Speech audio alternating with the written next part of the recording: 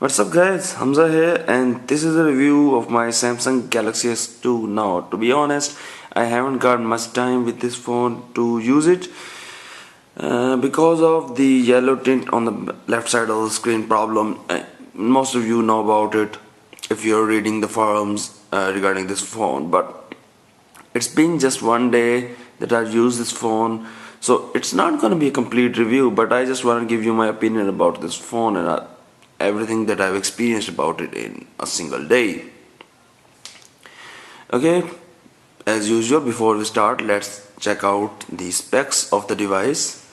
The device has an A9 Cortex processor, which is a dual core processor running at 1.2 GHz, supported by 1 GB of RAM and 16 GB of internal storage, although you get only 11.5 GB for your personal usage. It also has an 8 megapixel camera capable of shooting 1080p video, and it has a frontal camera which is 2 megapixel. And of course, this has the WVGA screen which is 4.3 inches, capacitive touch and protected by Gorilla Glass. And it is also one of the most thinnest phones available on the market. The back, especially the area without this one right here, is only 8.9mm thick, so which is very slim considering the specs that this phone is packing. The screen uses the Super AMOLED Plus technology, which is the latest in Samsung's AMOLED technology. It has a lot of upsides. For instance, this has 3 subpixels, which makes it a lot sharper compared to the old AMOLEDs and even the old Super AMOLED, which was a common problem. But in this is as sharp as an LCD, if not sharper. The colors are crisp, just like the old AMOLEDs, and the green tint of the AMOLEDs is almost close to zero. But the screen has some issue that I will show you later. Okay, that said, let's check out the hardware. So the front is all glass, which is Gorilla Glass. It doesn't have the oleophobic coating, so as you can see that there are some smudges there that won't just clean with just swipe of a cloth, which you can do on an iPhone or maybe on an HTC devices which have oleophobic coating. But not much of a big deal. It's very smooth, it's very scratch resistant, and that's it. But you have to keep it tidy all along. But unlike many other Samsung phones, this has a matte back which might attract some smudges, but they're very easy to clean up, and they won't and the back won't gather them as much as the old Galaxy S. So at the back you have the 8 megapixel camera with the flash. The old Galaxy S doesn't have a flash. On the right side you just have the lock button, and on the left side you have a tiny rocker to adjust the volume. On the top you got a 3.5mm headphone jack, and at the bottom you have the micro USB charger with the mic, and of course you'll also notice another mic on the top, that's for the noise cancellation. And at the bottom end you also get the speakerphone, which is quite loud. So all in all, this is a typical Samsung phone, glossy all over, but the back is different. It's borrowed from the Galaxy Ace, and I like this new design. It's very scratch proof and very much fingerprint resistant. Okay, now let's turn on the screen. Now the phone is currently on auto brightness, and as you can see, the auto brightness always chooses the least amount of brightness. And let me just show you that green tint problem. Let's open up a browser. I don't know if you can see it. I'm gonna make it, yes. Now you can see that it's a bit yellowish on that side and a bit whiter on there. The problem becomes apparent when the brightness is low. Even now you can experience that this area below the web tab, it's a bit yellow, and this is a bit white, and if you focus more, you'll also see that there are some tiny smudges in the screen that even when you scroll the page won't move at all. I don't know if you can see it or not, but they're there. It seems to be something between the glass and the screen, and the most of the people are saying that it's the glue that is used to attach the screen to the Gorilla Glass, and it doesn't work. It makes you feel like this phone is really cheap and it isn't supposed to be this expensive. So a bit downside, and the only reason that I am selling this phone for. Well, we have the browser open, and speaking of browser, this is the fastest browser that I've ever experienced. The speed is just phenomenal, and the pins to zoom and everything is so superb. Let me just open up GSM Arena. The loading times are really fast, even though the Wi-Fi speed isn't good, but the phone renders the sites and the speeds are really good. You won't experience any checkerboard on this browser. So on the browsing front, this phone is absolutely amazing. I have also checked out the embedded videos, and the embedded videos would play flawlessly, even the HD ones. I haven't tried out the 1080p ones, but I think this can play those as well, because the processing power on this is just over the top. Very fast. Fastest phone that I have ever used, and maybe the fastest phone period. You get some of the live wallpaper from Samsung, but not much. But Samsung has also changed the way you change their widgets and customize screen. Instead of having a menu overlay, you get menu below the screen. I'm just gonna turn on the brightness to the max so you can see all the glory of this screen. Okay, so there you go. Now widgets come here horizontally rather than vertically. Well, the good thing is that it's a change, but the bad thing is you only get 4 widgets per page. So if you have a lot of widgets, you're gonna have a long time selecting the ones that you want. Of course, you can change the screens, and another thing is that if you want to move the widget, you simply have to select it. So it's selected, and if I want to move it to another screen, I just have to tilt the phone and the screens would move in that direction, and I can simply place it wherever I want, which is a good thing rather than dragging the icons all the way to the edge of the screen. So all in all, this is a fresh change to the TouchWiz UI, but it certainly feels Samsung made. It's not something that can beat the HTC Sense UI, which is just absolutely amazing. But I think Samsung has gone a long way to improve this.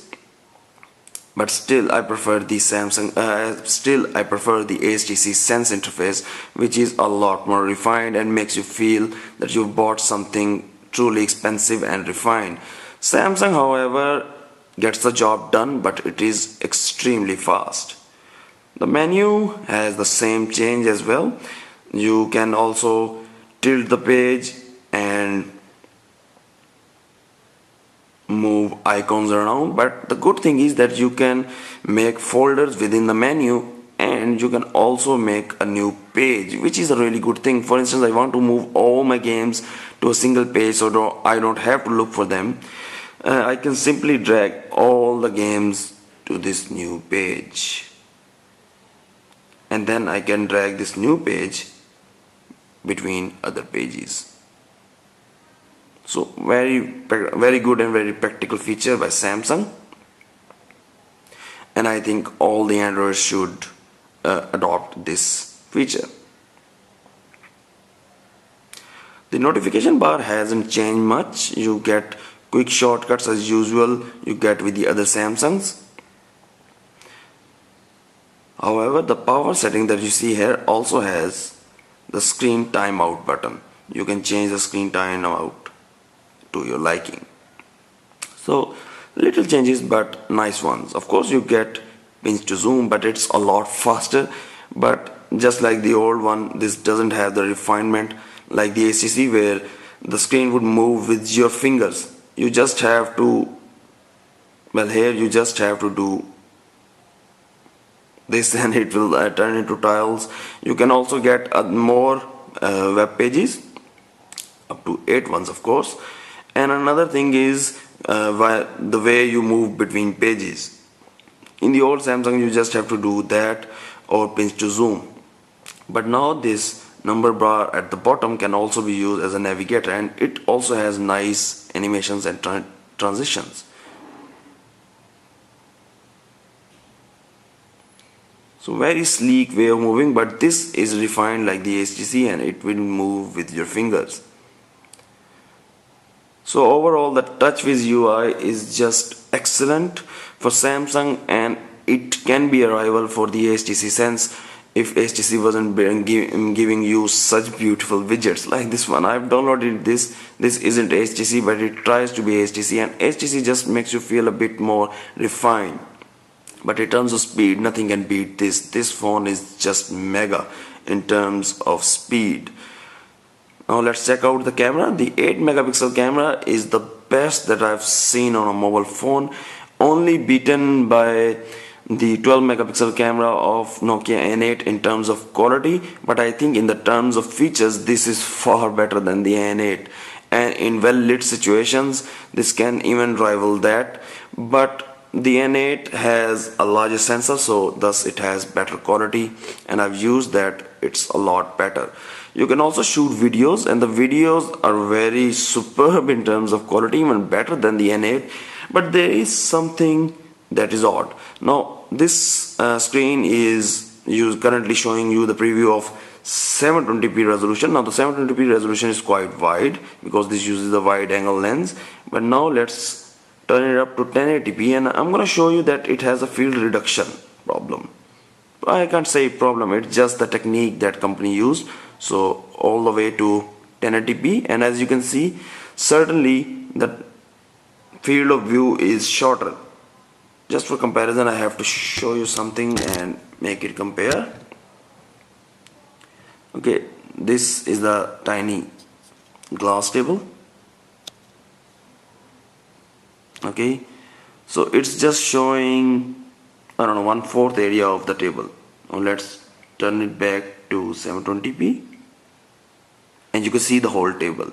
So that's a little bit of a problem with the full HD video. It also has continuous autofocus, which works absolutely fine, but when you start the video it starts in autofocus mode. I think that's a small problem which can be solved with a firmware update, and Samsung is on its way, I believe. So that's it overall.